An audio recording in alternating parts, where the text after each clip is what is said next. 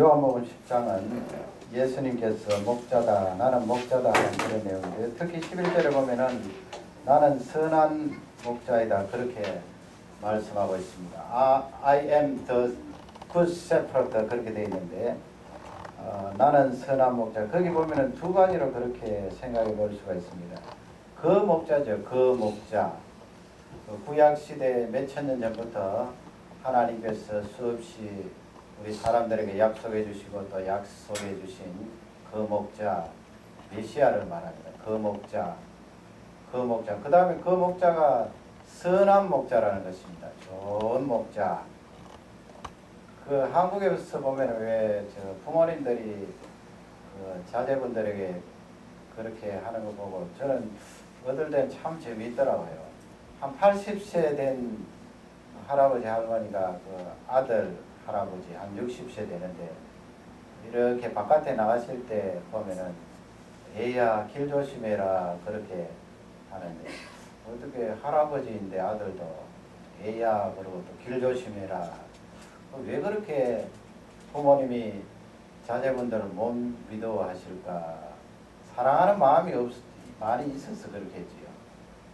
아무리 아들이 연세가 나이가 60이라도 어릴 적부터 키우고 또 연약한 부분을 많이 봤기 때문에 조금 이렇게 불완전한 그 모습을 보면서 안쓰러워하는 거죠. 그래서 애야 길 조심해라 그러는데, 이 선한 목자라는 것은 우리가 완전히 맡길 수 있는 대상 아니에요. 그분이 하시는 것은 100% 선하시고 좋은 것이기 때문에 우리는 완전히 맡길 수가 있습니다. 조금이라도 미흡한 부분이 없고 모자라는 부분이 없어요. 그러니 예수님 목자 되신 그분께 100% 맡기고 신뢰를 할 수가 있습니다. 부모님은 아무리 성장한 아들이지만은 못 믿어서 애야 길 조심해라 하지만은 우리 예수님은 우리를 인도하시는 그 목자이신데 완전한 분이에요. 그분이 하시는 것은 다 옳은 거예요. 그러니 우리가 믿고 100% 그분에게 맡기고 다 의지할 수가 있는 것입니다. 그러면 이제 오늘 이 비유의 말씀을 통하여 아침, 점심, 낮, 저녁 그렇게 한번 나누어서 살펴보기를 원합니다. 시편 23편도 거기 보면은 아침 또 낮, 저녁 그렇게 살펴볼 수가 있거든요. 지금 예수님이 1절에서 10절 사이에 나오면 그 때를 이렇게 구별해서 굳이 우리가 살펴볼 수가 있는 것입니다. 물론 뭐 예수님께서 아침은 이렇고 낮은 이렇고 저녁은 이렇게 인도한다 그런 말씀은 없어요. 그러나 본문을 통해서 그것을 한번 살펴보기를 원합니다. 처음에는 아침이에요. 여러분, 항상 우리는 예수님과 이렇게 교제를 나누는데 아침부터 출발한다는 것을 꼭 잊지 말아야 됩니다. 아침이 여러분 어디에 있습니까? 1절 말씀에 가면 예수님께서 양의 문으로 들어가지 않는 자는 도적이요 강도라 그랬습니다. 그 이스라엘은 유목민이기 때문에 이리저리 다니면서 양을 치고 또 그 양을 통하여 소득을 얻고 먹고 살게 되는데요. 그 들판에 나가서 양을 치면은 그래도 우리가 있어야 될 거 아니에요. 오늘 여기 있다가 내일 저기 갔다가 그렇게 하루 만에 바꾸는 것이 아니고 목초지를 얻으면은 한 달이면 한 달, 보름이면 보름 그렇게 머물게 되는데, 그래도 우리를 만들어 놔야 돼요. 그렇지 않으면 밤중에 맹수들이 와서 다 양을 잡아 삼키게 되는데, 거기는 반드시 문이 있거든요. 어떤 우리는 보면은 돌담으로 이렇게 돌로 차곡차곡 쌓아서 임시지만은 만들어 놓은 것이 있고, 또 어떤 데는 동굴을 사용하고, 또 어떤 데는 나무를, 이 굵은 나무를 잘라다가 임시 우리를 만들어서 양을 그렇게 보호하는데 반드시 문이 있습니다. 목자는 그 문을 통해서 들어간다는 거예요. 그렇지 않고 양을 빼앗고 양을 훔치고 양을 잡아서 삼키려고 하는 그런 절도요 강도는 넘어서, 담을 넘어서 들어간다는 그런 말씀입니다. 2절 말씀에 보면은 문으로 들어가는 이가 목자다 그렇게 정의를 내리셨는데, 그 1절, 2절, 3절이 왜 아침에 해당되는가 하면은 3절 말씀에 그런 말씀이 있잖아요. 그 목자가 이제 양우리의 문으로 가까이 가면은 그 문지기가 있어요. 밤에 보초를 서는 그런 사람이 있는데 그 사람이 이제 목자를 보고 문을 활짝 열어주면은 그 목자가 양우리 안으로 들어가면은 뭘 해요? 문 안으로 들었으면은 양들이 목자의 음성을 듣는다고 그랬어요. 3절 말씀에 그렇게 되어 있지요. 양들이 이 짐승이지만은 가만히 목자의 음성을 듣고 가려내는 거예요. 그러면은 목자가 거기 양이 많이 있는데 거기 있어서 자기의 양들의 이름을 각각 불러요.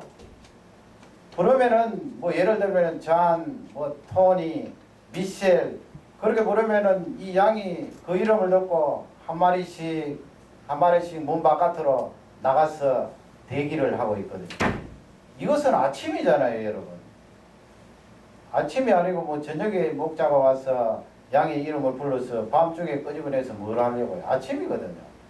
이른 아침에 목자가 일어나서 양우리 안에 들어와서 양의 이름을 부르고 양의 이름을 부르기 전에 양들은 목자의 음성을 귀를 쫑긋 세우고 듣거든요. 여러분 이것을 좀 의역하면 새벽 기도예요. 사실 아침에 새벽이든 아침이든 가장 먼저 일어나서 우리가 듣잖아요. 예수님 음성. 예수님 오늘 하루 종일 제가 뭘 할까요? 저에게 무슨 말씀을 주시렵니까? 제가 어느 방향으로 나아갈까요? 오늘 이러이러한 사람들을 만나는데 제가 무슨 이야기를 해야 될까요? 그렇게 예수님께 여쭤보잖아요. 그러면은 귀를 쫑긋 세우고 예수님이 무엇을 말씀하시는지 듣는 거예요. 들으면 예수님께서 우리의 이름을 불러가며 다 응답을 해주시거든요. 그래서 엄격하게 따지면 내가 새벽 기도 나간다, 내가 아침 일찍 일어나서 묵상을 한다, 그런 표현보다는 목자 되신 예수님께서 새벽에 나를 찾아오세요. 찾아오셨는데 쿨쿨 자고 있으면 서운해 하시겠지요. 목자 되신 예수님께서 그렇게 좋으신 분이 새벽 일찍 일어나서 나에게 찾아오셔서 내가 예수님의 음성을 듣는 그 모습을 들게 하시고 또 말씀을 해주시고 내 이름을 불러주십니다. 이렇게 해서 양인 우리는 목자의 인도를 아침부터 받는 거예요. 그래서 여러분 늘 제가 강조하지만은 이 아침에 일찍 일어나서 기도하고 말씀을 묵상하는 것은 우리 신앙의 기본입니다. 누가 뭐라고 말해도 성경은 그것을 계속해서 강조하고 있는 거예요. 그 선하신 목자 되신 예수님이 아침부터 우리를 인도하신다. 낮은 언제입니까? 낮은 4절 5절이에요. 이제 목자가 들어가서 이름을 부르면 아까 말씀드린 대로 양들이 하나하나 문 바깥으로 나가서 대기하고 있어요. 지 맘대로 이리 갔다 저리 갔다 하는 것이 아니고 양들은 순종하는 그런 동물이기 때문에 문 바깥에 딱 대기하고 있으면 목자 되신 예수님께서 다 부르고 나서 4절 말씀이 어떻게 되어 있어요?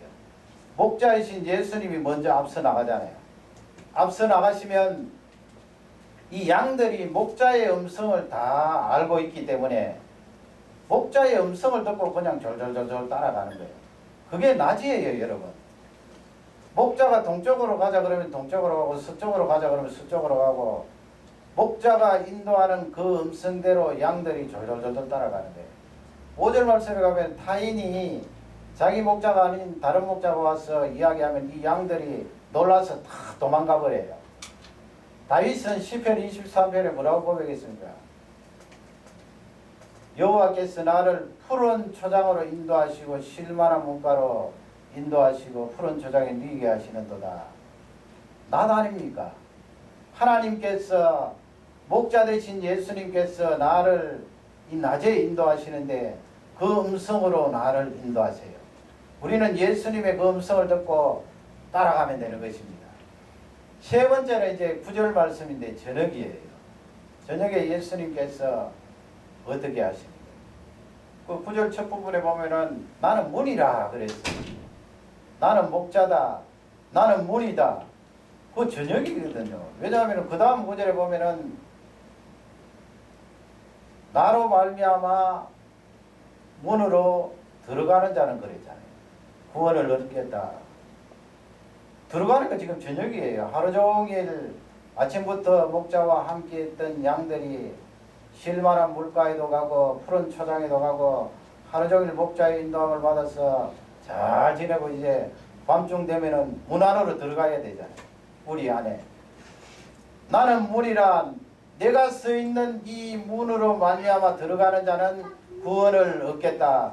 그리고 들어가면서 나가면서 꼴을 얻겠다. 그런 말씀을 하셨는데 이건 밤을 말하는 거예요. 그래서 다윗은 시편 23편에서 내가 여호와의 집에 영원히 거하리로다. 영원히 구원받는 거 아니에요. 예수님께서 이렇게 문이 되셔서 이 문을 통과하면 너 영원토록 밤중을 맞이하는 것이 아니고 멸망을 받지 않는 영원토록 사는 구원을 얻겠다. 그렇게 하루 종일을 비유로 이렇게 간접적으로 말씀하시면서 우리에게 나는 선한 목자다 그것을 알려주고 계세요. 그러면 여러분 이 예수님께서 확실하게 우리의 목자가 되시잖아요. 그래서 한 번 더 우리에게 강조를 하시는데 그게 17절 18절 그 다음에 28절에 있어요. 17절 18절 말씀은 나는 목숨을 버린다 그렇게 말씀했어요. 목숨을 얻기 위해서 목숨을 버린다 그랬어요. 그래서 아버지 하나님께서 나를 너무나 사랑하신다 그 말씀을 하셨는데 목숨을 얻기 위해서 목숨을 버린다는 말씀이 뭐예요? 예수님께서 목숨을 버리심으로 우리를 얻으셨잖아요. 우리에게 생명을 주셨잖아요. 그 말씀이고 18절 말씀은 나는 스스로 목숨을 버리노라 그랬어요. 예수님이 뭐 어디 힘이 없어서 스스로 목숨을 버립니까? 아니죠. 우리를 사랑하셔서 양들을 사랑하셔서 그래서 예수님은 목숨을 버릴 권세도 있고 목숨을 얻을 권세도 있다.